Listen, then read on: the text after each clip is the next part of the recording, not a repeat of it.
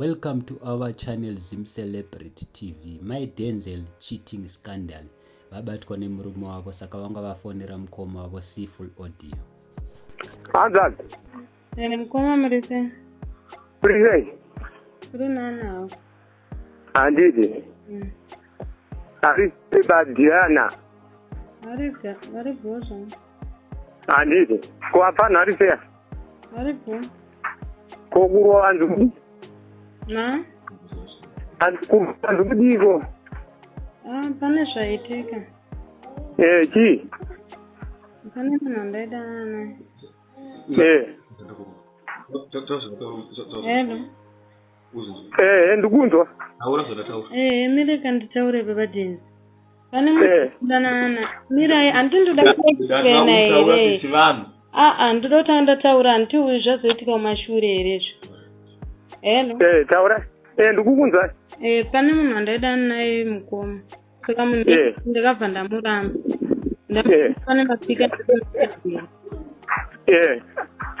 Ndamuramba kudaro ndemva ndakutanga kudana nemumwe. Iye wacho anoziva kuti vanozivana.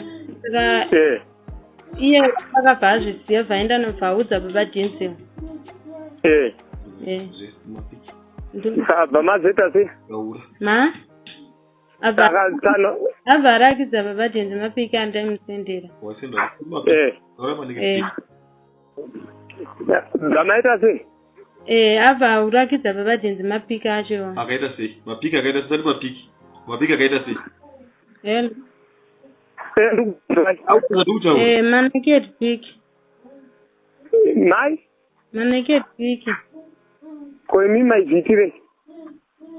Hapana mkoma. Hapana. Ipaitano phone. Hello. Ipaitano phone hiyo.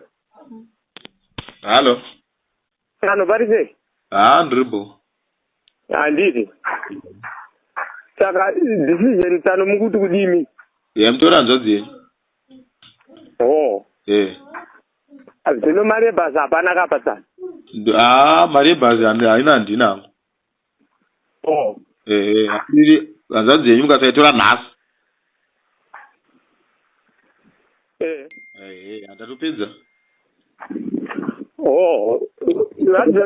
Ndatopedza kutaura nemi, handichada kutaura nemi futi. Wadzorere futi.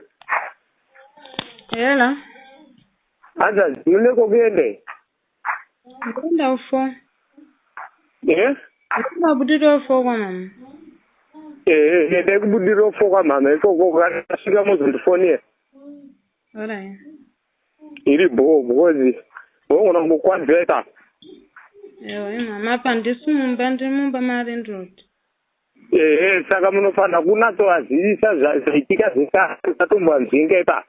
Ndavaudza. Alright, saka ita miende kufo ikoko. Mubatana amai kurushinga. Alright. Iri bho.